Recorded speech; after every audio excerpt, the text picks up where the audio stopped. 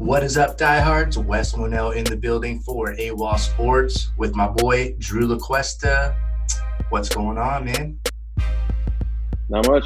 Just another work week. Trying to get by in this crazy world we live in right now. But what about you, man? Yeah, 2020's been gnarly. Um,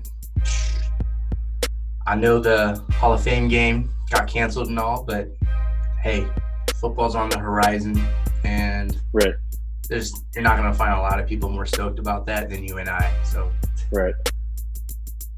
yeah, man. All right, well, today we're going to talk about the Green Bay Packers quarterback situation, and we're gonna look at some wide receivers in the draft, comparing first-round receivers with second-round receivers, and then we'll take a peek at this year's draft class, 2020, at the wide receiver position as well. And yeah, Drew, let's start with a tough question. It was a head scratcher for many. Green Bay drafting Jordan Love.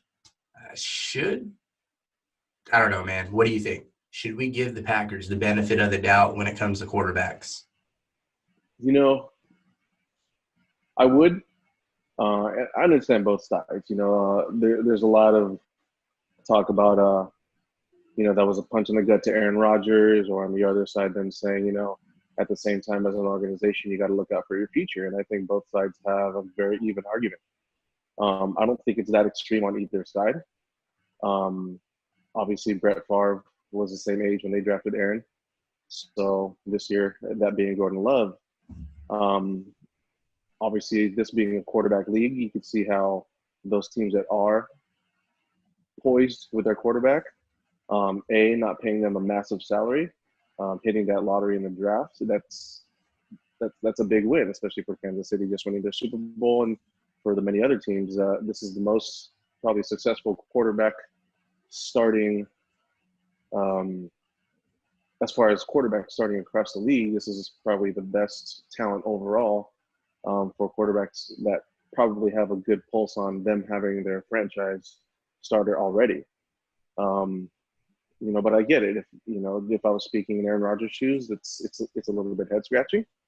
But if you look at that year, obviously a winning season, but there was a lot of questions that weren't really clear. Yes, 13-3 if you count the playoffs, 14-3, or including the loss, 14-4. Very, very lucky, I could say, on the win side of it. But there's still a lot of holes. Obviously, very exposed when you face the 49ers once in the season and then once in the playoffs. But terrible games, very, very terrible for Aaron. Under pressure, getting hit, doesn't really look like they had an answer for that. So if you think going back to the draft and then choosing a quarterback, but as far as filling the other positions, it's kind of what they're lacking on the offensive and defensive side of the ball. A lot of the talk was they just didn't have the meat. They weren't ready for those. They weren't ready for those standard 3-4 sets. Green Bay likes to play a lot of nickel. They like to play a lot of dime. So San Francisco comes out and makes them play their base defense, 3-4 and a lot of 4-3. That's not what they're ready for. That's not what they're built for. Same thing on the offensive side. LaFleur likes to run that inside zone. Aaron Jones had a great year, but a lot of the times they weren't getting close to 1 to 2 yards on that inside zone play, let alone all the other plays. So I get the other pieces, the running back, the blocking tight ends, run stopping linebackers. And I guess you could say that I'm pretty balanced on, I don't think he should really take it to heart, them drafting Jordan Love as a great future player, I guess. But at the same time, it could be just, LaFleur's way of telling Aaron, maybe it's time to think about, what we want as an offense. So, a lot of the times you hear, like that Bleacher report came out with last year, saying that a lot of teammates had a lot of negative things to say about Aaron. He doesn't throw to anyone else. He's kind of sitting in the meeting rooms. He's kind of sitting in on the camera. So maybe this is kind of their small way of saying we don't really need you 100% taking snaps and throwing down the field. We could do it another way. We could play smash mouth football, and we believe we have the talent now to do that. That's That's right on the money, man. That's a lot of fair points. It is team first, franchise first, so that's what goes on beyond the players. Absolutely right. You talk about complementary play, not just Aaron Rodgers, the other pieces, not just on offense, both sides of the ball. Fair points. What I keep in mind on top of that, I I know it's a third year GM entering year number 3, head coach entering year number 2. They found what they believe to be their guy, a second round pick, Jordan Love. And I know those weren't the two GM and head coach, the two guys that were around when it came from Brett Favre to Aaron Rodgers and that baton passing. It wasn't pretty then. Why would we expect this one to be pretty now? No reason to. So, uh, Aaron Rodgers, 36 years old. It's not fair to think every team can be like the Patriots, where Belichick, he thought he had Jimmy Garoppolo. They Right. draft him. They're grooming him, waiting in the wings, learning behind Tom Brady, TB12. Not everyone's going to be a draft pick and groomed only to be traded. Not everyone is going to be great either. So it's easy to see both sides of the fence for any fan, whether you're a Packer fan or just a fan of the league in general. You're talking about a 36-year-old quarterback that some are questioning.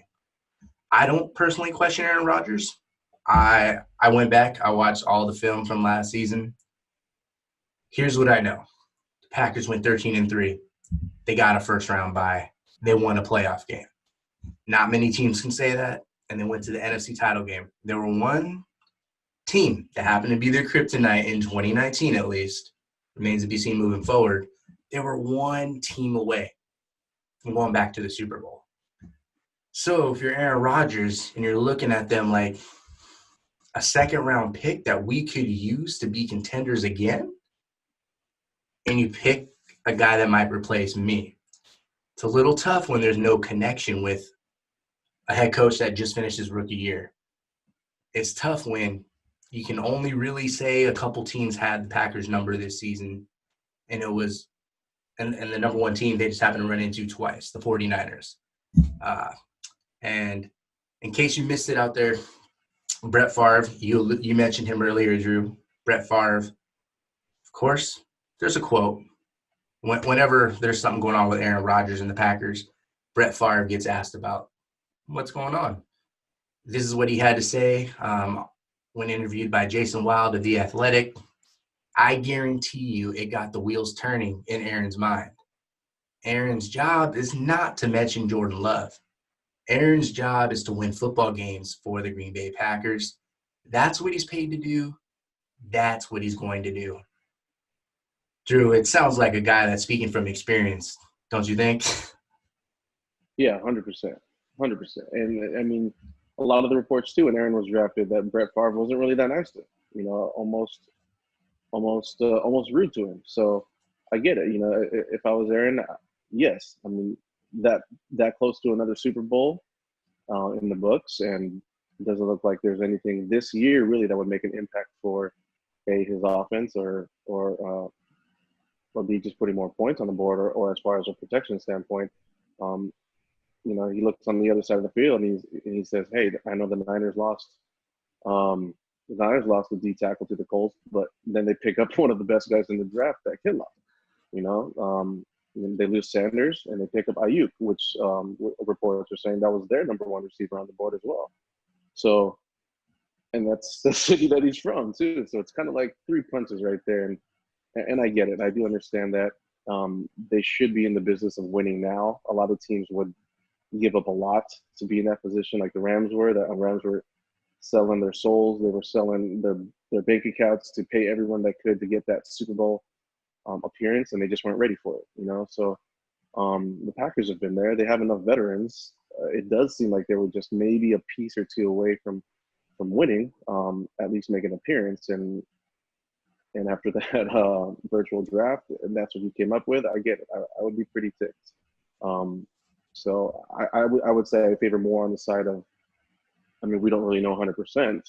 I mean, Aaron was a good soldier when he did his first face-to-face media event, and he said, yeah, it was a head scratcher. but he wasn't clearly and overly upset. So I think he did a good job there. I think he'll be a little bit more decent to Love as a backup than Favre was to him, learning from that experience, and Favre probably honestly letting him know that he regretted being that kind of leader the first couple of years. But yeah, I mean, no one's going to argue that Aaron has probably one of the top 3 arm talents we have ever seen in the league. Not to mention his IQ. So will he stay a Packer? Who knows? If this is what they're going to do, and to me, sounds like a message that they want to take the ball out of his hands a little more. They I think only Buffalo led the league in more 3-and-outs last year. So the offense is struggling. He does throw the ball away a lot. I don't know if that's just Aaron being condescending, telling Matt LaFleur he doesn't like these play calls, or it's just not really clicking and there's something a little bit deeper there. Wow, more good points, man. That's why you're here. And look, I know Rodgers was a first-round pick, sat 3 years, and it seems like that may be the trajectory for Jordan Love, something around that. Look, I know it's year 15 for Aaron Rodgers. Only year 12 as a starter, going to be year 13. I think he's still got game left. You asked me today who the elite quarterbacks are. Aaron Rodgers is still on that list, in my opinion. I don't really think it's debatable. However, you know how it goes. If it's not picture perfect, you get questioned. It's just part of the business, part of the position, the most important position. I like to take a look around the league, though. Here's a few examples around the league in recent memory. The Indianapolis Colts, Andrew Luck. This is after Peyton Manning's situation. Years of success with Peyton Manning, neck injury. They move on. Andrew Luck's available in the draft. Last year, Luck retires. They trade for Jacoby Brissett. They signed Phillip Rivers now because they went from making the playoffs with Luck to missing it with Brissett. Now Phillip Rivers reunites with Frank Reich, the head coach. Baltimore, Lamar Jackson sat half his rookie year behind Joe Flacco, a guy that was part of a Super Bowl winning team. I wouldn't necessarily say he was ever an elite quarterback in his career, speaking of Flacco. But yeah, Lamar Jackson only sat half a season. Kansas City Chiefs, Pat Mahomes, he sits a full year. Well, he did play week 17 his rookie year, but he sits behind Alex Smith.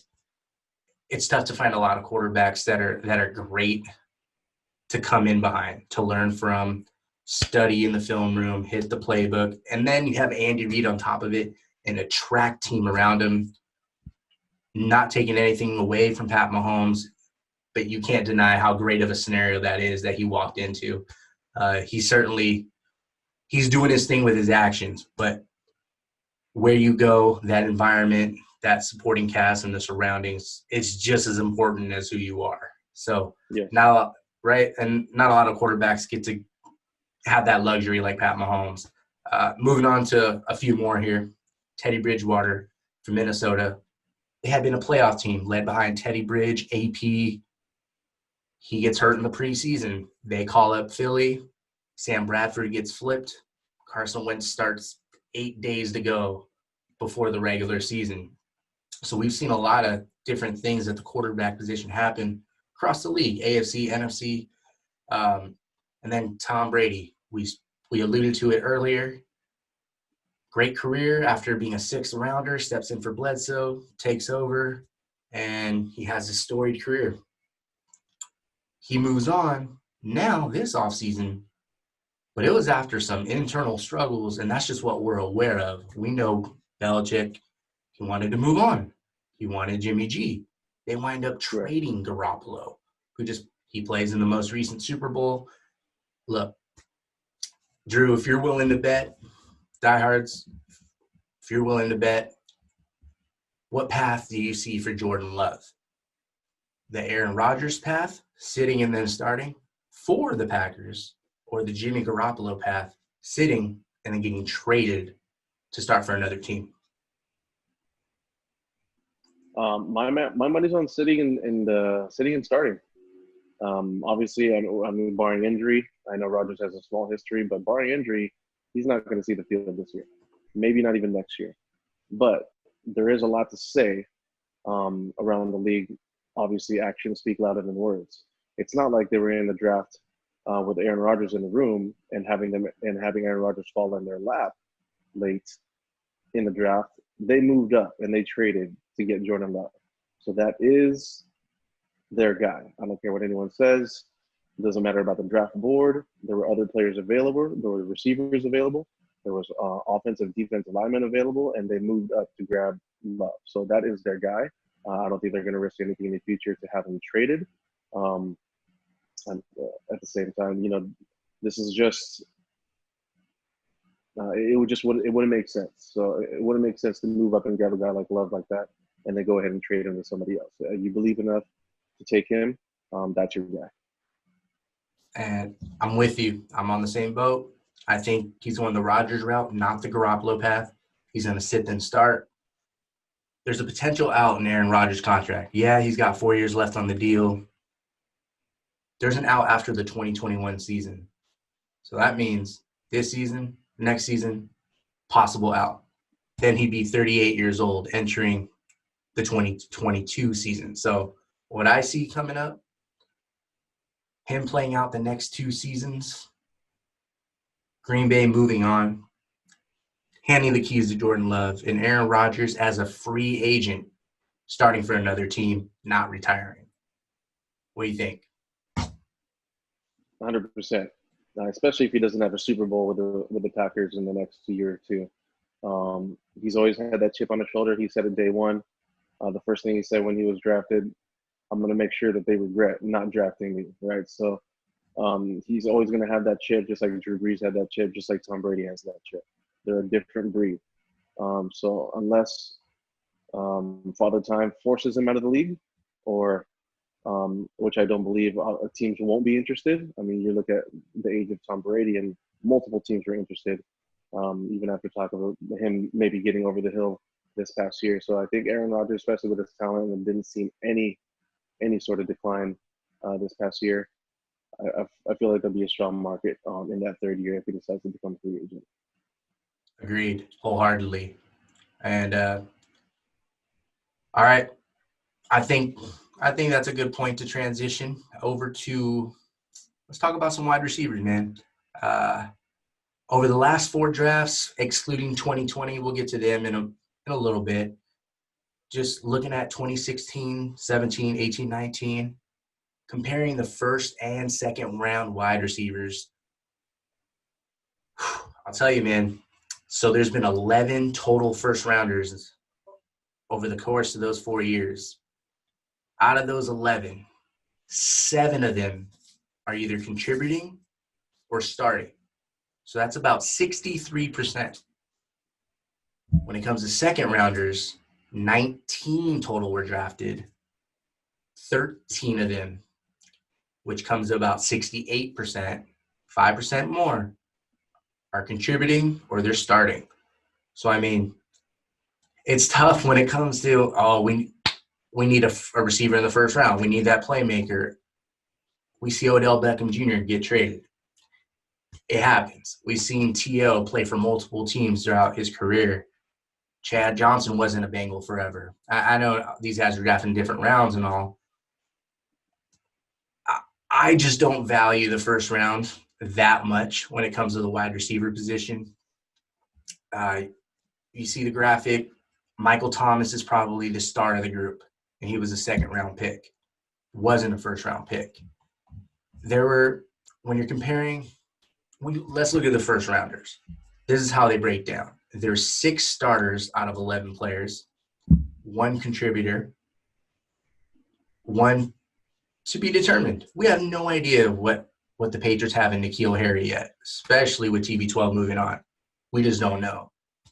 3 misses out of the first rounders, out of those 11 players. That's Corey Coleman, Josh Doxson, Laquan Treadwell. I use misses because I don't really like the word bust. I think it's hard to be a pro athlete. So I like to massage it a little bit. But, I hear you. and But yeah, but that contributor of the group, it's John Ross. We know he's been banged up.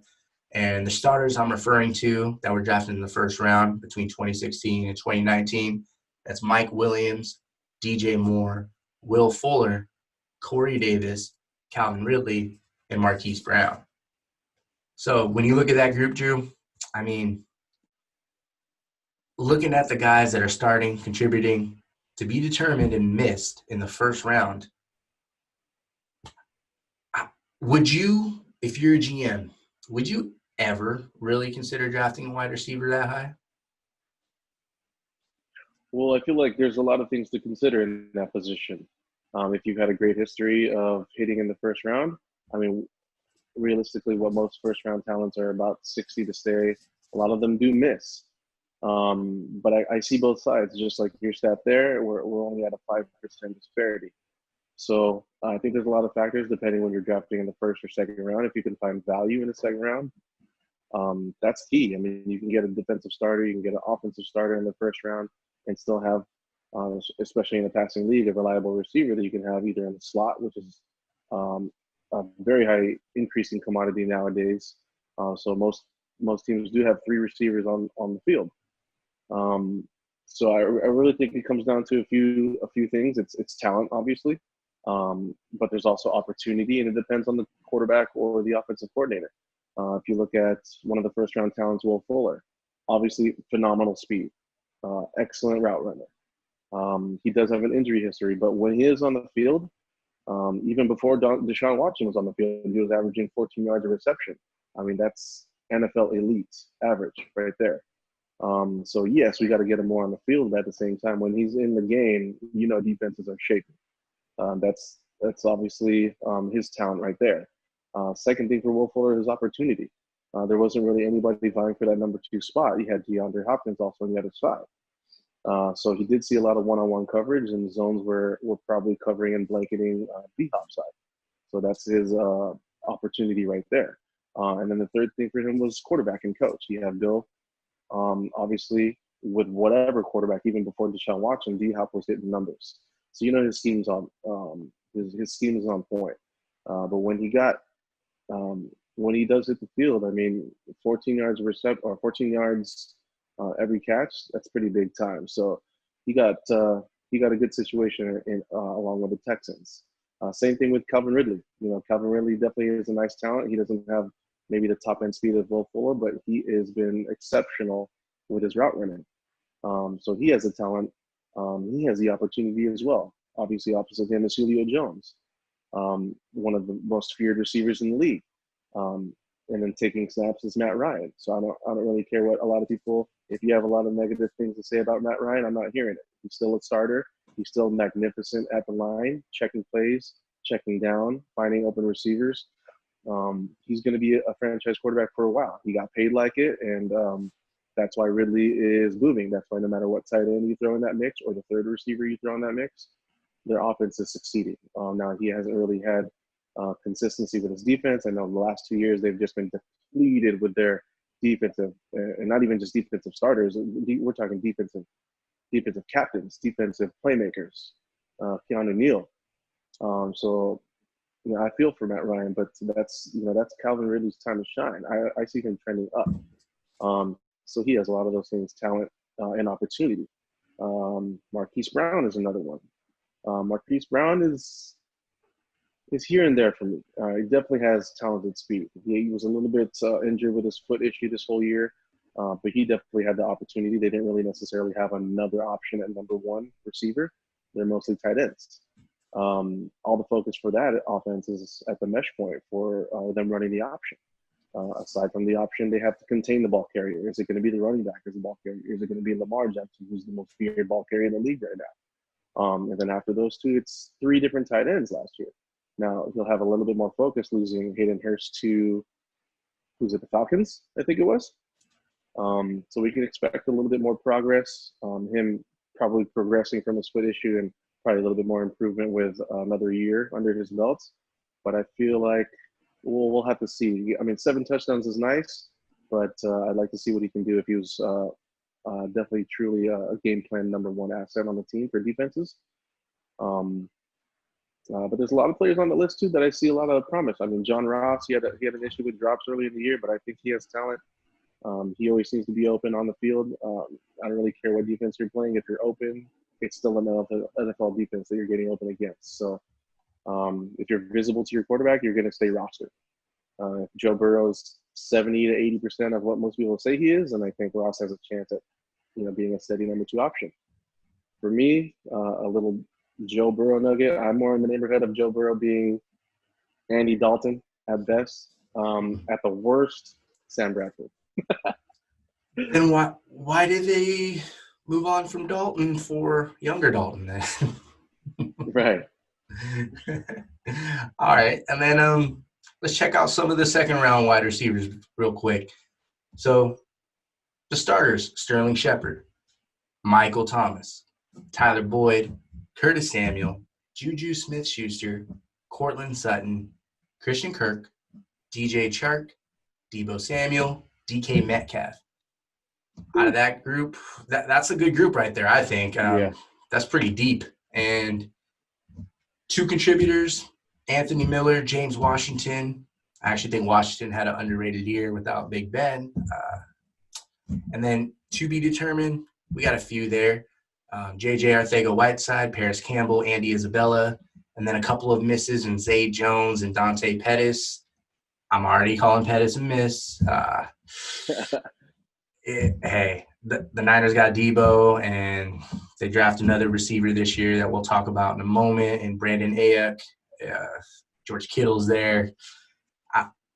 I think it's kind of end of the road for Dante Pettis, and I call Zay Jones a miss. He started in Buffalo. Now he's with the Raiders. And I don't know, man. Raiders got 3 tight ends. They got Henry Ruggs, Hunter Renfrow, and then Tyrell Williams, former Charger. So that's a lot going on. I don't see it for those two. As far as the starters, we know about Michael Thomas. But how about you help answer some questions here?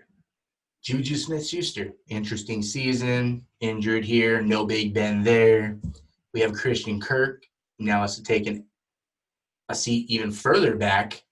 Not only was he behind Larry Fitz, now DeAndre Hopkins is in the mix. So Juju, Christian Kirk, you already touched on Marquise Brown. So we'll go Juju, Christian Kirk, and Sterling Shepard.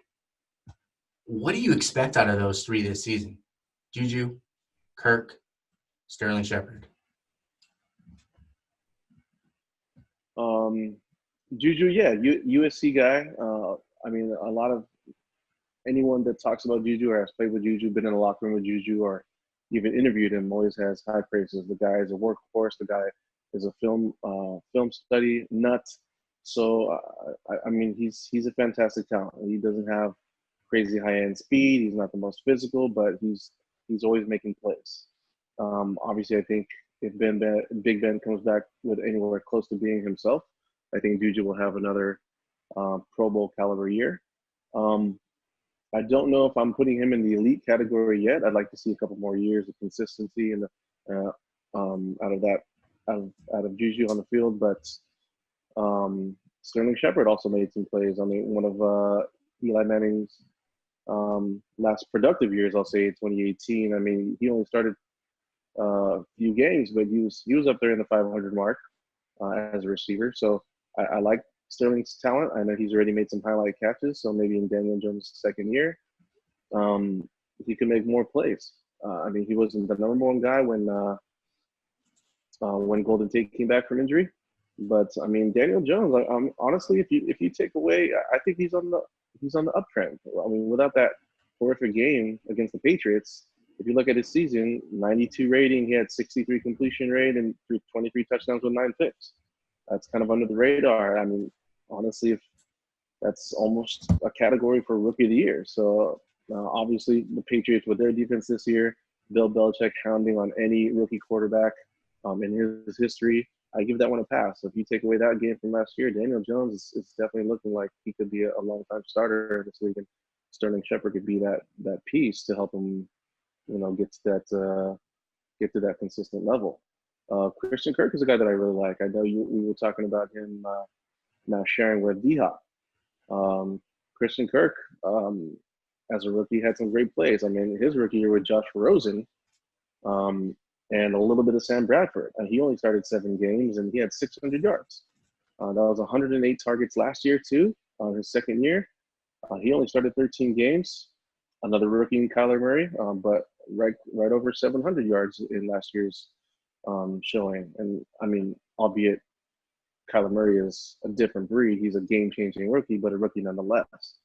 I think he's a big-time playmaker. And, you know, when it comes time for Larry Fitzgerald to say goodbye and Kyler Murray doesn't have that safety blanket, I know obviously D-Hop's going to steal some targets, but I will say one thing about D-Hop. Obviously, I did have him in fantasy last year, and I did trade him away, and that was a big talk in our league. But I'm going to be 100% honest now that the season's over. There was something different about D-Hop. I'm not going to say he's shook. I'm not going to say he's washed up, but there is something very, very different about his route running, his ability to catch in traffic. Obviously, he still made plays because he's a freak.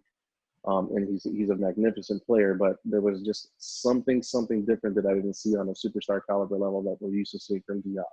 So who knows? This still might be Christian Kirk's year, and if the NFL defenses didn't see what I saw, then maybe they're still going to double team Hop, and it's Kirk's time to shine.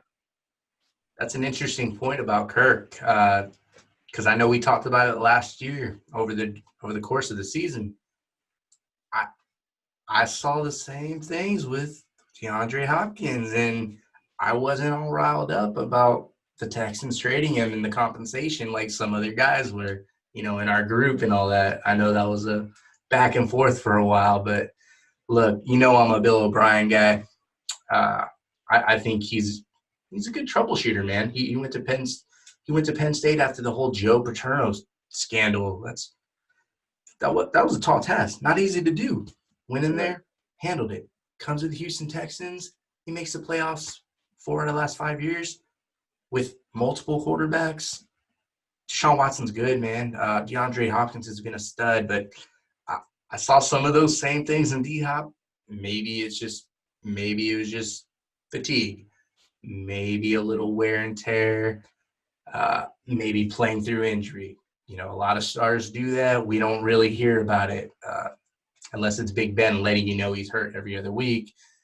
We usually find these things out after the season with some guys. So, which exactly. I do respect it. I know it's tough. It's grueling. You're not healthy week 2. You're not healthy week 8, week 12. So I get it.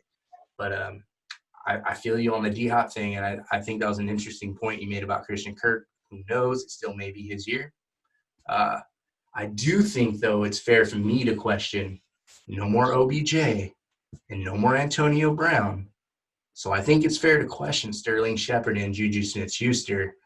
I haven't seen them as wide receiver ones play at a high level, carrying the offense. Not that Shepard has to. It's Saquon's offense. He's the feature guy. And he's going to catch passes too. Saquon's remarkable. That's what they have in New York. Great foundational piece to build around. But as far as Juju, he kind of has to be the first guy on that offensive game plan. I haven't seen it yet. I really do question it. I would. You ask me right now if I would love Juju as a wide receiver 1 or a wide receiver 2, without hesitation, I would say wide receiver 2. Do you feel me on that with Juju? I do. I really do. As of right now, you know, you've seen flashes, but overall, you got to be honest with what you see on the field. Not just highlights and plays and whatever he's rated on Madden or anything, but yeah, definitely for now sitting at a strong 2. But yeah, like I said before, I just like to see more. I will throw out. I know it's going to haunt your dreams a little bit because he had a great game against you guys, but keep your eye for DK Metcalf. That guy is a freak of nature, one of the most physical specimens we've seen in a long time. I know he fell in the draft with a little bit of character issues, but I mean, what wide receiver doesn't have a little bit of character issues? 7 catches, 160 yards against the Eagles in a playoff game. That shows trust. But I think he reached about 900 yards on his rookie year, over 100 targets also, like Christian Kirk was. Very raw, not the best route runner, but I mean, when you throw the ball, I mean, there might not be another guy in the league that's better at ball tracking and coming down with a strong grip. Kind of reminds me of a little Calvin Johnson there a little bit. Ooh, a Megatron reference. What's up? Hey. Yeah. Man. Well, on Twitter, the fantasy football world and Twitter, those guys know how I feel about DK Metcalf. I know he balled against my Eagles, but it's cool because I'm, me, football diehard, man, through and through, all 32 Yes. teams. That's just, you can't take that out of us. You know what I'm saying? Gotta DK, respect the man, talent. love it, dude, love it. And dude, he only caught 58% of his passes. I rewatched the highlights from last year. Seahawks offense only. I didn't dive into their defense. Bro, I am telling you, DK Metcalf could have had a 1,500-yard season at the high end. At the high end, that's saying he played Right. kind of flawless football. He was a rookie, but at the low end, he could have had a 1,200-yard year, double-digit touchdowns. It was there to be had, and it's all good. You're a rookie. Learn some of the playbooks, expand the route tree, learn how to play with Russell Wilson. I'm not saying Right. he's not a difficult quarterback to play with. Just he escapes, he extends the play. Yes. You got to be able to, even if you're a good backyard football player and you do scramble drill and you can make yourself available, make those type of plays. You still have to get on the same page with that quarterback. And Russell's just special in that regard. And that's a little bit of a learning curve too. And on top of that, if I'm saying he could have had 1,200 yards in a heavy run-first offense, imagine if Seattle featured the passing game, man. Imagine Russell Wilson actually having an MVP season, which I'm pretty sure most of us expect at some point before he hangs it up. Russell Wilson winning an MVP, it just sounds right at some point in his career. I have DK Metcalf as the wild card at the wide receiver position, not just as a second-year player or a young receiver, a wild card on offense, period, in the league.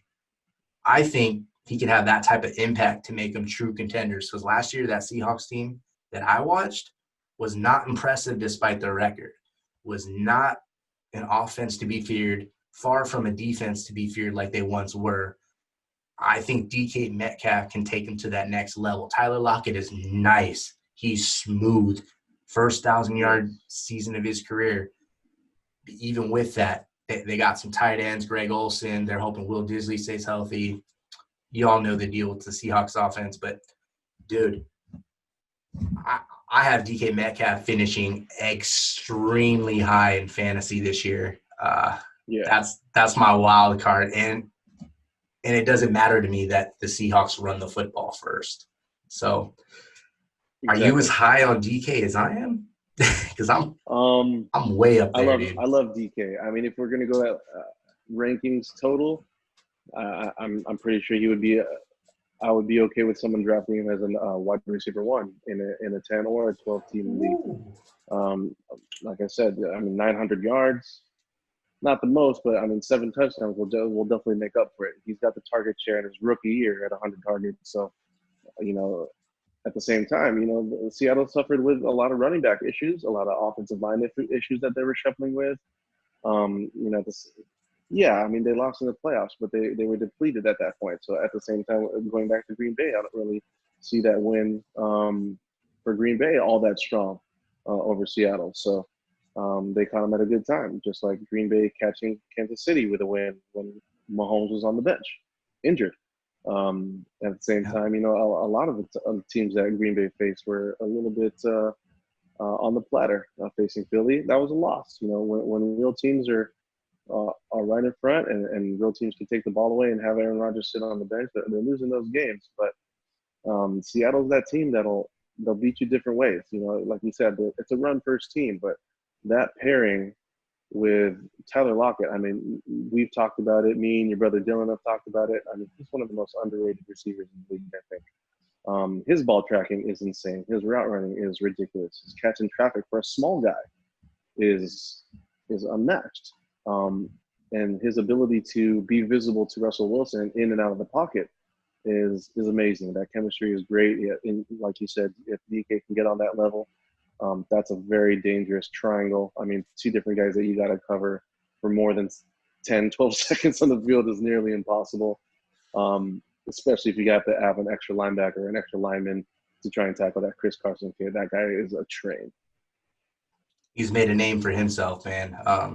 Hey, I tell people if AP can come into the league and fumble and cure that issue, it's you have hope. Like if you're a guy like Chris Carson, he's a workhorse, man. He's doing his thing. Yeah, I'll take a first ballot Hall of Famer if he fumbles a little bit. Oh man! All right, In and AP, then I'm not saying Chris Carson's there, but in AP for sure. no, we'll hold you to that. And then let's dive into some of the 2020 draft class at wide receiver. The names: Henry Ruggs, Jerry Jeudy, CeeDee Lamb, Jalen Reagor, Justin Jefferson, and Brandon Ayuk. And we went over the percentages a little bit ago. First rounders starting and contributing over the last 4 years, 63% of them. So we're looking here at 6 guys. 2 of them, odds are 2 of them aren't going to cut it. Just based on the last 4-year sample. If you had to pick 2 that wouldn't cut it, off the top of your head, who would you think? Oh, wow. That's a tough one. I'm going to start. I can start. And look, yeah, we're splitting hairs when it comes to first rounders. I have the high end. I don't have. Yeah, I know we got the high end. But look, I don't know what to expect in Minnesota. Kirk Cousins got an extension. That coaching staff might be in their last season. Who knows, man? Adam Thielen. I have similar questions with Adam Thielen as I do about Juju Smith-Schuster. Topic for another day, I guess. Justin Jefferson. I wasn't really sold on him being a first-round pick. Of course, I respect any athlete, top prospect. But Jefferson would be one guy that I pick here. And the other guy would probably be Brandon Ayuk. San Francisco, I've been a huge Kyle Shanahan fan since 2005. Love that guy as a coach. Awesome. But you need your players to play, and I've seen Dante Pettis not pan out already. So if I had to pick, I would pick those 2 guys because I really think Henry Ruggs is something because I kind of trust Mike Mayock. He knows the draft. Jerry Jeudy, the Broncos. Look, I think they're trying to replicate what they had once upon a time with Ed McCaffrey and Rod Smith, great wide receiver tandem back in the 90s. I had fun watching them, and I think Denver's trying to bring some of that magic back between Jeudy and Sutton. They actually drafted Hamler as well. We'll talk about him in a moment. CeeDee Lamb over in Dallas.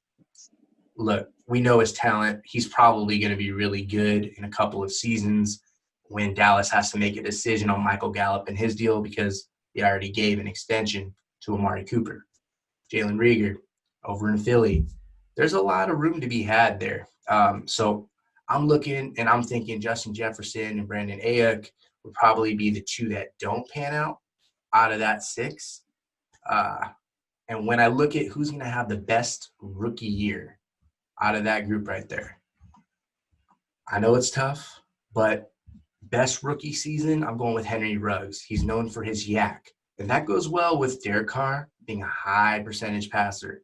And Ruggs, he absorbs contact well. That's what he's coming into the league known for. Yak and absorbing contact. And DBs out there, they better be watched for double moves. He does have a little flaw, which is beating press coverage, but I think his fit in that offense and his speed can mitigate that. Double moves coming for the Sin City Raiders. I just love how he fits. Complementary offense with Tyrell Williams, a possession receiver, Hunter Renfrow in the slot, shifty guy. And then you have the 3 tight ends. Breakout year from Darren Waller. You have the veteran Jason Witten. Probably going to be more useful for the film room And if they make a playoff run, they get in those gritty games, trying to win, learning how to win. And they got Foster Moreau, guy that was using the red zone. So I love how Henry Ruggs fits into that offense. I think he's in store for a big rookie season, or the biggest out of this group of first-round draft picks. As for the best career, I think it's Jalen Rieger. He plays bigger than he is, someone you can get the ball to at all levels on the field. And look, last season, I know Deshaun Jackson got hurt, but more than people realize, Philly actually prioritized Deshaun Jackson. They actually featured him in the offense running routes at all levels. Screens, you saw the deep balls. I saw a lot of intermediate routes. Deshaun, he expanded his route tree from the time he entered the league, and I can see Rieger as a guy that kind of follows that mold. Not necessarily Deshaun Jackson, but he plays bigger. He plays similar to Steve Smith. He wants to kind of push you off of himself. He likes going to get a few jump balls here and there. And when you look at quarterback head coach combinations around the league, I think Carson Wentz and Doug Peterson are an elite duo. Of course, the Chiefs, the Saints, they're near the top of that list. But other than that, not a lot of people like Bill O'Brien like I do. Tom Brady and Bruce Arians, they look amazing on paper. We haven't seen it yet. Seattle, Green Bay, Atlanta, Detroit, they have defensive head coaches. And then, Philip Rivers reuniting with Frank Reich, that's interesting. But I'd be hard pressed to listen to anybody saying that Philly doesn't have an elite head coach QB duo to make Jalen Rieger's career work out in a big way. So kind of circling back to you, Drew, as far as two guys that you think won't cut it based on the percentages, it says two guys. And then who do you think will have the best rookie season and best career out of those first round wide receivers? Yeah, I'm with you on Jalen Rieger, to be honest. That was my choice, too, for the Eagles. Just overall, like you said, he's either an A- to an A+ on everything. Speed, catching traffic, playmaking ability. But he seems like an intelligent player. He always seems to find empty holes in the zone. That's one of the big things in the NFL. Yes, you have to play man, but a lot of the times you still have to find holes in that zone as well. You're not always going to get that man coverage look. They're going to try to confuse your quarterback with different appearances and coverages. So on the other side, it's Carson Wentz, man. I'm a believer. I think he's already in the upper echelon tier of elite quarterbacks. I saw him do amazing things last year, kind of low key. So I would just kind of piggyback off that. I mean, you talk about no receivers on depth, throwing to tight ends. One of the tight ends had, half his ribs playing some of those games. So I'm on board with Carson Wentz. Different arm angles. He maybe has a small injury history, but again, I mean, if he's going to miss a couple games, but when he's in game, he's going to perform like that. That's my captain. That's my franchise quarterback. I definitely leave it all in, and whatever you're going to surround him with. Obviously, you already have a great running game. You have the O-line there to support. I think Jalen Rieger has a better long-term career. As for rookie season alone, just because of his supporting cast, I'm gonna go for CeeDee Lamb. Yes, obviously he's talented. He was definitely high on my draft board too. But if you look at what he's going to be seeing, he's going to be seeing that nickel corner, or maybe even sometimes that depth number 4 corner. Gallup had a great year, made great plays. You still have Cooper, and obviously a beast in Ezekiel Elliott. So I mean, say what you want about Dak, but new offenses, new coaches, he seemed to pick up offenses pretty well. His team seems to stand behind him and beside him, and they perform. We see him do a lot of great things. Maybe he's not an elite quarterback, but I mean, he definitely puts up the numbers, and he definitely had a lot to do with Gallup's success. So you put in CeeDee Lamb in that third role, and sometimes, I mean, he's definitely great enough to play on the outside. I see him having a great, at least rookie career. Now, moving forward, who knows? There's still a lot of questions I myself have with Dak's performance, especially with this new regime coming in. So I'd like to see more of that. But at least for this coming year, I like the look of the stats for Lamb. The two receivers that I probably don't see working out. The Justin Jefferson one, I like Justin Jefferson. I think he's too talented of a receiver not to produce. Whether he stays with Minnesota, I mean, him as a match opposite Thielen with the run game. And I'm a Kirk Cousins fan too. I think he'll be the one to definitely build a strong foundation to help Jefferson succeed. But I think I'm on board with the Niners. Ayuk. I don't really know where he fits in that offense, so I feel like he has a big uphill to climb, especially for a run-first team. Even in the playoffs, it was kind of like Tannehill. I mean, they kind of treated Garoppolo like Tannehill. They weren't throwing really that much.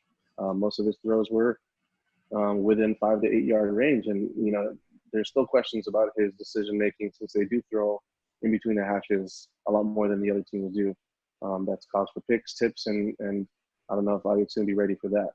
On the other end, I see where Henry Ruggs' talent could definitely be a boost for the Raiders. I'm kind of half and half on that. I think my other choice, if I had to, would be the long-term career for CeeDee Lamb. The rookie season with this supporting cast, but just like Dallas has shown as far as this past year, it's hard for them to keep talent. They let a lot of players go. They haven't filled them, so I don't know if that's going to be long-term for CD. Interesting thoughts on that. Something I want to know. I'm not trying to be a homer, I swear. You touched on Carson Wentz and playing and not, including the playoff game against Seattle last year. I get it. Timing is crucial. Timing is almost everything. Wentz has missed 9 games in his career in 4 seasons. Sean Watson, on the other hand, has missed 10 games in 3 seasons. So, I mean, perception can be off sometimes, man. I get it. He wasn't in the Super Bowl.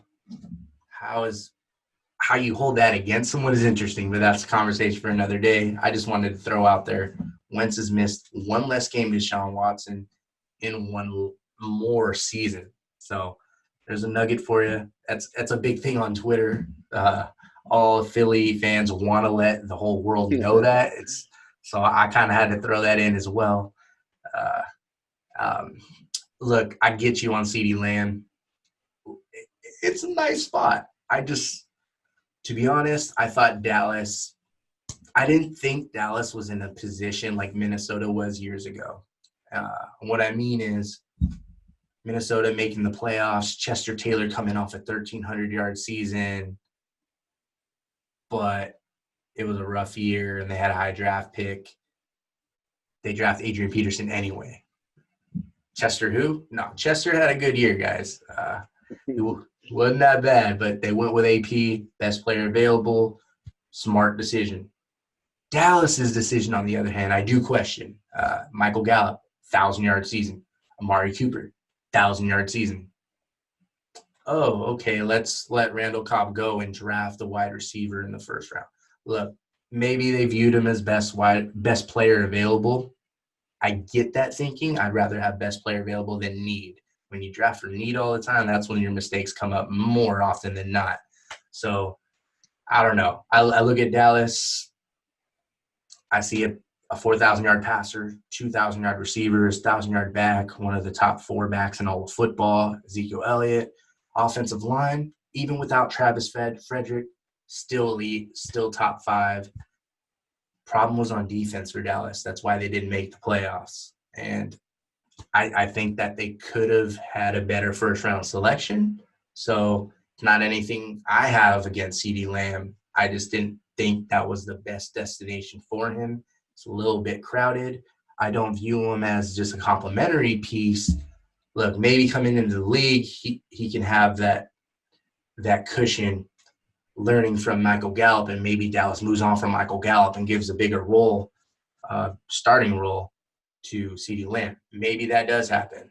But as of today, talking about a new coaching staff, with a quarterback that they may extend or may not, you would think that they continue to see the division is up for the taking, and there's a seventh team added to the playoff picture.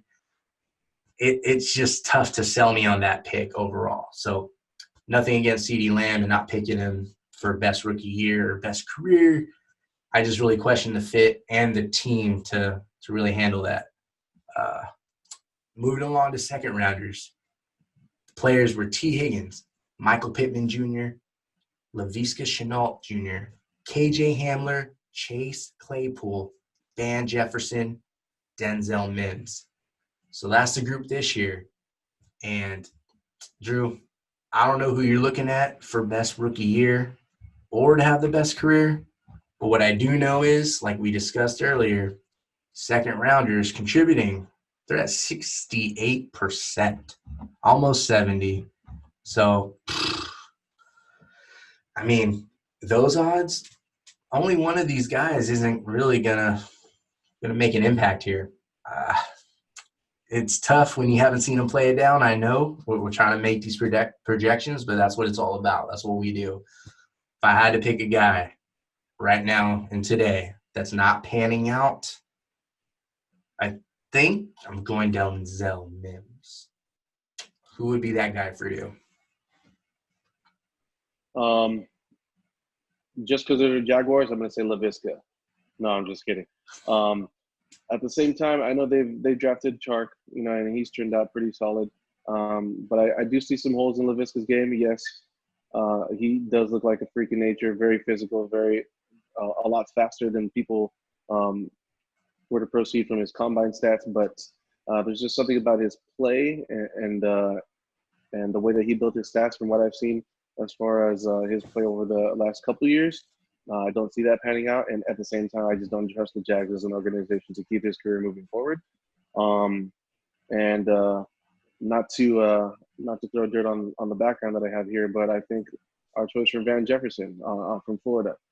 I know he's a gadget guy. Wasn't really happy with the way we used and how Tavon Austin performed. I just don't see how that really fits in our offense. I know Brandon Cooks, I feel like, was that one player that shined on our offense, but he had a lot of issues of staying healthy and staying on the field too.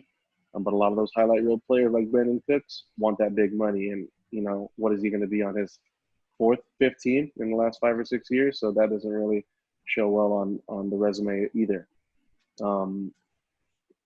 So I mean, based off of those are the two that I don't really see staying. But the best season I do have for second round receivers, another USC guy, keeping it West Coast with Michael Pittman.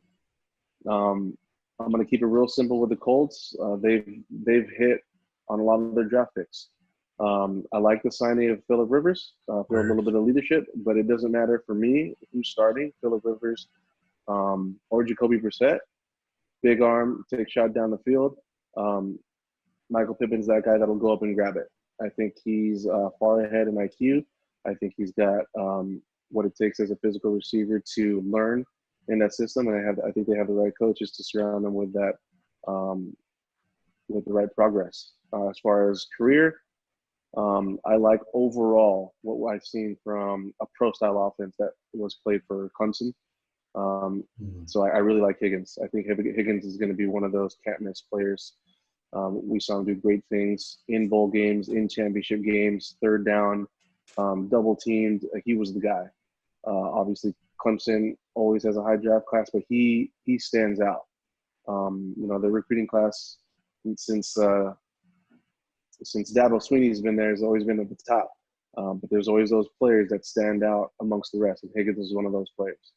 So I believe in his talent. I believe in the style of offense they were playing. And I mean, we've seen it time and time and again. And a lot of big things I like to see from receivers is in those clutch games, whether it's a bowl game, a rivalry game, or a championship game. And he definitely made his mark. And a little cherry on top for the Cowboys. I think that draft pick was two things. I think that draft pick was a little flair to cover up the big misses. Just like you said, the defense is a big hole. You lost Robert Quinn. That's the biggest sack leader. I know Heath isn't really a superstar caliber player, but he was always in the mix. I think at one point he was wearing the green dot as their defensive play caller. So, and on the other side, you lost Byron Jones to the Dolphins. I mean, especially in this NFL, you need a big time corner. So without a big time corner, you're relying a lot on DeMarcus Lawrence to be, putting pressure on the quarterback. If you don't get that pressure, your secondary is out there on an island, and I don't like the sound of that. And I really, really think that the biggest hole, honestly, is going to be that Travis Frederick loss. I think he's one of the most talented, one of the smartest players, one of the most athletic centers, and that's going to be a big hole on the offense that A, I think Dak needs, and B, Ezekiel. I mean, a lot of his runs are one cut right up the middle. So is he going to get those looks? I really don't think so. Interesting point. Way to touch upon that. I'm glad you did. And we're in full agreement on Michael Pittman Jr. as a rookie. Frank Wright calling the shots for that Colts offense. He likes going vertical. Phillip Rivers, he's going to give a guy like that a chance. One of his strengths, contested catches, good at tracking the football. And having Rivers helps with his need to improve his release of the line of scrimmage. That was a perceived flaw coming out of college, coming into the league. Look, T.Y. Hilton, he's been there. He's been the wide receiver one. He's going to continue to attract the most attention. And we'll get to see Pittman play that Tyrell Williams, Mike Williams role on the other side of the field for Phillip Rivers. And they'll get to capitalize on play action between Marlon Mack and Jonathan Taylor. It's looking like a well-balanced offense and a very good situation for Michael Pittman Jr. I think he's inserting wide receiver 2, other side of the field, and I think the plan is to have Paris Hilton in the slot with Paris Campbell in the slot. Paris Hilton, bro, catch me. But Paris Campbell in the slot with T.Y. Hilton, still on the outside. Some good makeup there. They don't have Eric Ebron anymore, so that would have been a player to take away some downfield shots from Michael Pittman out of the equation now. Jack Doyle, more so intermediate. Ebron would have been the guy to stretch the field. Now it's going to have to be Michael Pittman because defenses are going to shift their safeties over to T.Y. Hilton. He was eating up double coverage last year, man, before he got hurt, of course. And look, if T.Y. goes down again, even more opportunities for Pittman. So I'm with you there. As for best career, I'm not saying this because he got drafted by the Rams, and I'm not saying this to be contrarian. I know you were on the flip side. I think Van Jefferson, look, I like his situation. Brandon Cooks is out. There's opportunity.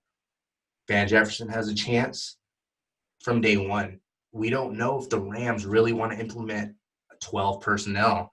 They have 2 good tight ends that they rely on, but going 12, I don't think that's what McVay really wants to do. He likes going 3 wide. And I was looking down the road too. Robert Woods, he's had a couple back-to-back 1,000-yard seasons, the first of his career, thanks to Sean McVay and Jared Goff.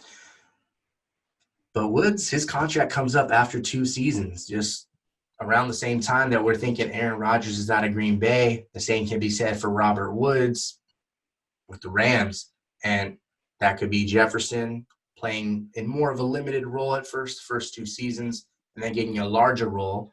And perhaps that's in store for CeeDee Lamb like we just talked about, but that's kind of what I see for Van Jefferson. I know they say he's got a slight frame, but you get to the league, you're in the weight room.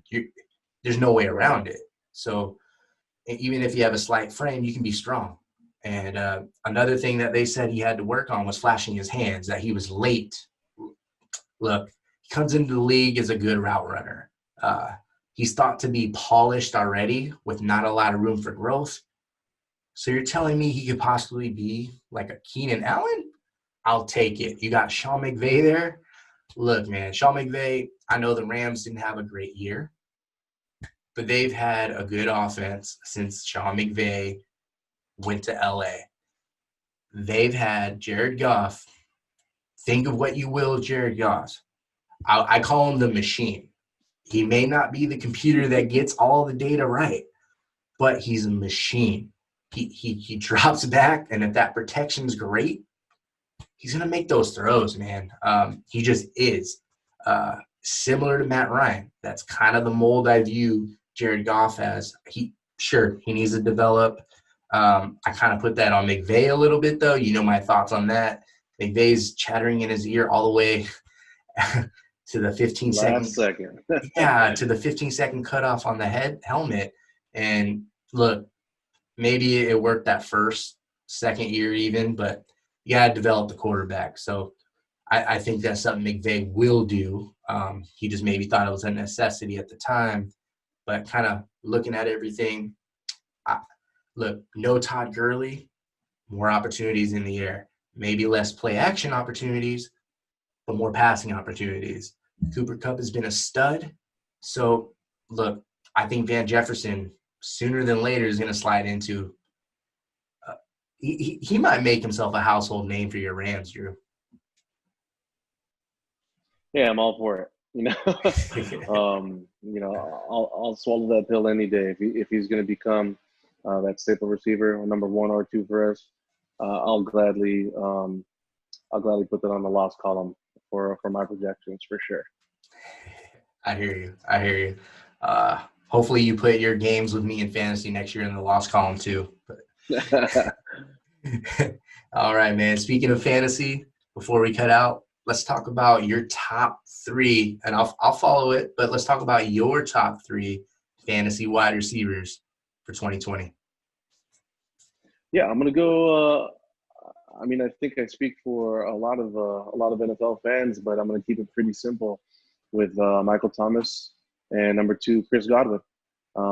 Basically, what I see from these two is that they're head-to-head, but at the same time, you got a new gunslinger. You got Tom Brady in the division now. So Tom Brady with Godwin, and you still got Drew Brees with Thomas. Obviously, Thomas had one of the most amazing years last year, but you got 2 different quarterbacks now in the same division fighting for the same thing. You're looking at Hall of Fame. You're looking at Super Bowls. You're looking at same guy with a chip on their shoulder. All professionals for sure. But when it's kickoff, for sure they're going to want to be that quarterback with a W. And Thomas is that catalyst for Brees. And Godwin, I think, is going to be that catalyst for Brady. He's the more reliable as far as getting on the field over Mike Evans, yeah. But I think he's a better route runner. I think he's got more sure hands. He's shown that he can catch anything, whether it's one-on-one, whether it's a deep route, and he's a big frame. People think he's 6'4", 6'5", 6'6", the way he catches the ball, the way he gets open, but he's 6'1". He just plays a lot bigger. I think he's a tough dude. He's a great third down receiver, and I think he'll just be the one that Tom Brady's looking to when he needs those Edelman plays, I'll call them, whether it's third down or in the end zone. So I really see Godwin taking over as the number 1 receiver as far as stats. But I think it'll be pretty clear when those primetime games hit, because Tom Brady's getting all 5 of those maxed out primetime games this year. Third one, I know you know who it is, but my man Kenny Golladay, man. I love Kenny Golladay since he was a rookie. I've been waiting for this segment. So, you talking last year, Kenny Golladay, 7 touchdowns. I'm sorry, not 7 touchdowns. He led the league with 11 touchdowns. So leads the league with 11 touchdowns, was 7th in yards. Stafford didn't even play half the year. So, yeah. We're talking like D-Hop kind of talent with whoever's throwing him passes, that kind of talent. And he's doing it over and over. I look back to kind of rushing to YouTube of his rookie year, just by one-on-one plays. That's big in the NFL. When you can win one-on-one, you're probably going to be number 1 caliber. He was making plays against 2-time Pro Bowler Kyle Fuller, and he sees him twice a year against the Bears. That's on tape. Big-time plays. He was making plays against, also in the division, Trey Waynes. And Trey Waynes, I know a lot of people don't really think he's a top-end corner, but he's always top 3. He's always in the top 3rd in deflections. So, he makes plays on the ball. He's got a 6'2" frame, just making him look elementary out there, and that's his rookie year. We moved to 2018. He's got multiple plays against, again, James Bradbury, another one of the highly rated corners on Pro Football Network. Ironically, he's rated number 19 by Pro Football Network, and that's Kenny Galladay's number.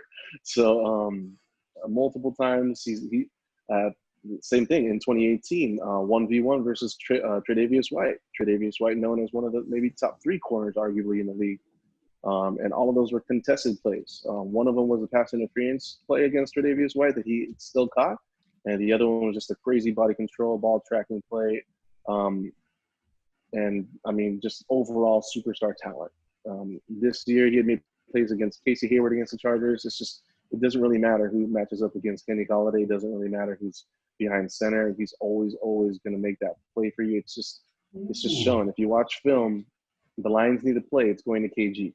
When any Lions face pressure, when they scramble, if it's a broken play, when they release a pass into tight coverage, it's almost like they're saying, "Dear Lord, please catch this." It always seems to be Kenny Galladay on the receiving end. So, I mean, we see him ball tracking, his physicality, against man coverage, against zone coverage, breaking tackles, stiff arms. He even had a play against the Jets last year where Stafford throws an interception, and he lights up Tremaine Johnson, forces a fumble, and then recovers it. I mean, it's plays like that where you're like, this guy is just a superstar in the making. I mean, he's a hero on path. Just get him a freaking cape already.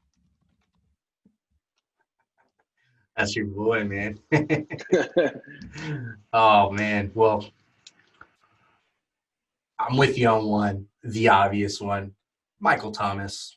Look, over 1K in all 4 seasons so far. He went from 1,100 to 1,200 to 1,400 to 1,700 last season. 9 TDs in 3 of those 4 years. Drew Brees and Sean Payton, they're always going to look his way first. Even over Alvin Kamara, the first guy you feature in New Orleans is Michael Thomas. Look, before I give you 2 and 3, is Michael Thomas the best receiver in the game or no? Yes, hands down. No question. Okay. I'll go with yes because his stats were just ridiculous.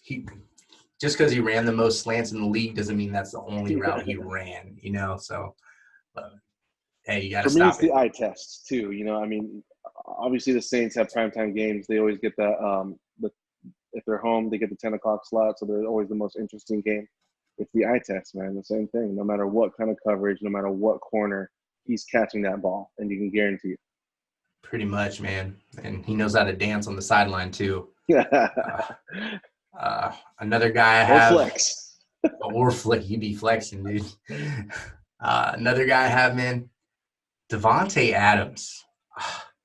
Look, it took me a little time to jump on this bandwagon. Not that I wasn't really on it. I just had to see him do some things. So, although he's only had 1 season over 1,000 yards, last year he was 3 yards shy. But he missed the whole month of football. Almost got a K. That's pretty impressive. And look, he played through turf toe on top of that. Not an easy injury to play through and to be productive at. Yet he did. 3 of the last 4 seasons, we've seen him score double-digit touchdowns. This year, even though Jordan Love is the draft pick, it's still Aaron Rodgers throwing the football to Davante Adams. Last year, this year, the second best receiver for the Packers, again, will be running back Aaron Jones. So, look, Jimmy Graham past his prime, to be nice. And DA, man, that dude can play. I buy it. I really do. We're going to see more. We're going to see another double-digit season full of Lambeau leaps from Davante Adams. And I think he's in for a top 3 finish in fantasy. And I actually don't even have I'm not even second-guessing that. I think Davante Adams is a stud. We've seen Donald Driver, Greg Jennings, Jordy Nelson. DA's on the map, and I'm not going to let hitting 997, missing a month of football, deterred me away from drafting Devontae Adams. And the Amen. last guy on this list, it's not really to go head to head with one of the guys on your list, although they are on the same team. You went with Chris Godwin, who I think is going to have a spectacular season, absolutely fantasy relevant and dominating yet again. But I think there's room for two. I think there's room for Mike Evans to eat too, and I'm not just saying as a productive 1,000-yard receiver. I think Mike Evans is in store for a top 3 finish. Look, Randy Moss was 6'4", balled out of control. Mike Evans, 6'5". When's the last time Tom Brady had a Pro Bowler that was that big and just catch anything? Mike Evans, 6 seasons, all over 1,000 yards. Last year, 3 less targets than Chris Godwin in 3 less games, and we still saw 8 TDs from Mike Evans over the last 2 seasons. I think he might have a Randy Moss type of season with TB12. Bruce Arians calling the shots. Look, Mike Evans is still the wide receiver 1, and this is absolutely no knock on Chris Godwin. There's room for 2 because those are the first 2 players that are getting featured in this offense. None of the tight ends, none of the running backs. TB12 is looking for those 2 guys early, often, and in the red zone. So I think there's room for 2, but the one that I think is going to have a little bit more production is the veteran in Mike Evans. I think you agree that there's room for 2 in Tampa Bay.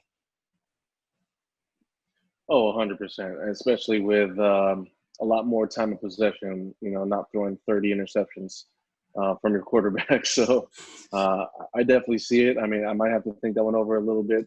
I'm still going to ride with Chris Godwin, but you made a couple great points there.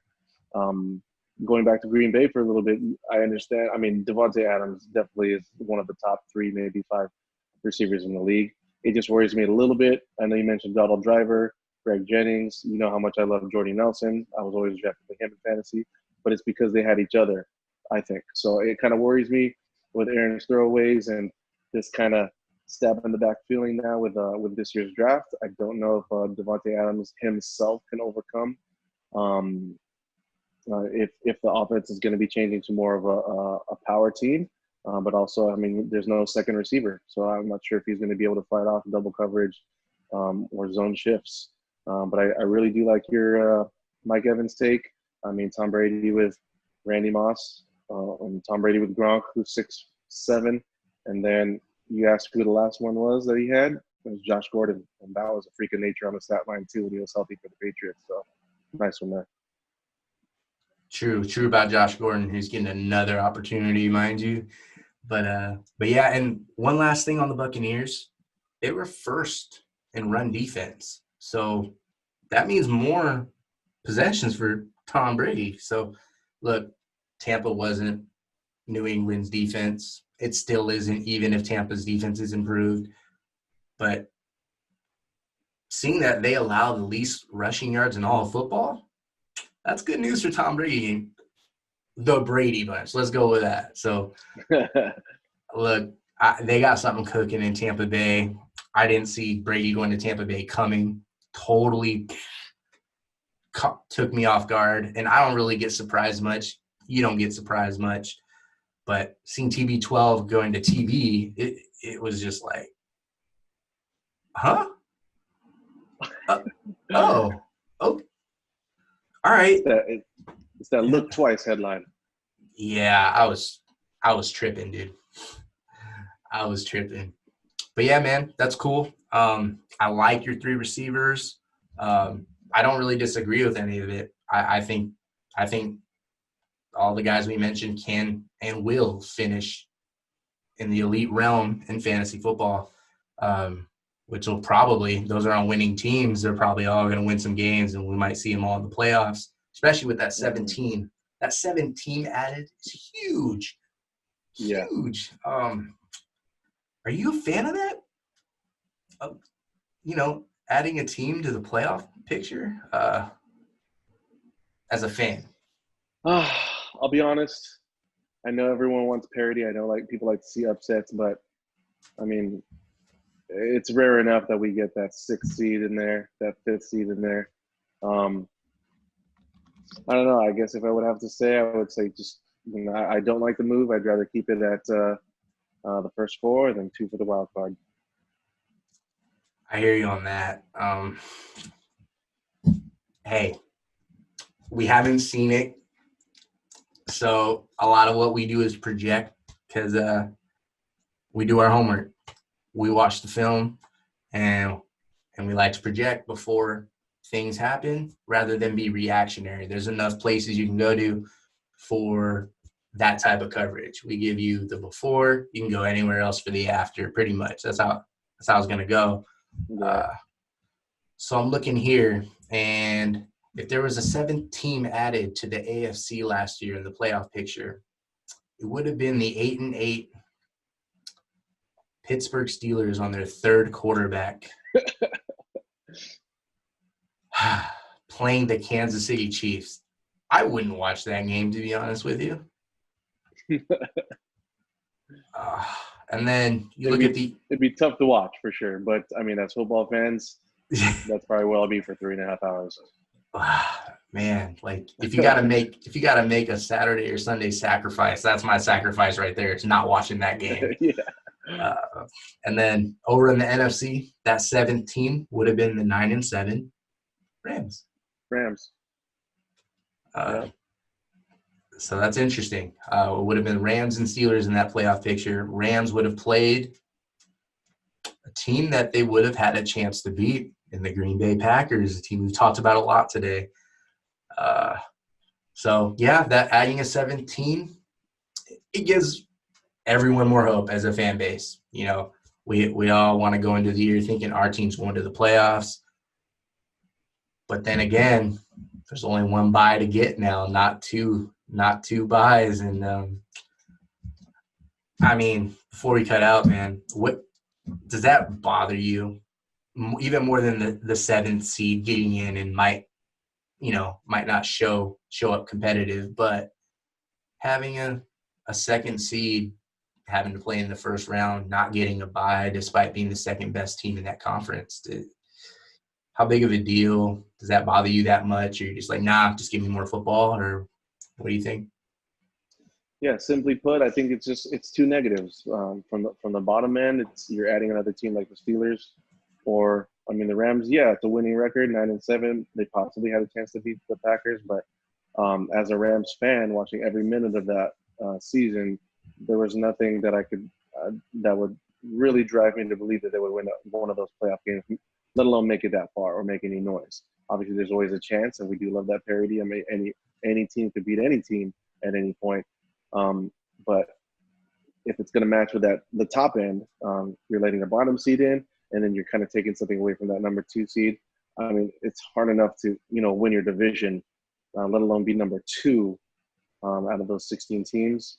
That really deserves at least that first round bye in my book. Yeah, that's pretty tough. It'll be something that they have to adapt to, not us as fans, unless it's our team with that second seed. But, just like anything else, it can and will be debated on eventually as soon as next January. So, all right, man.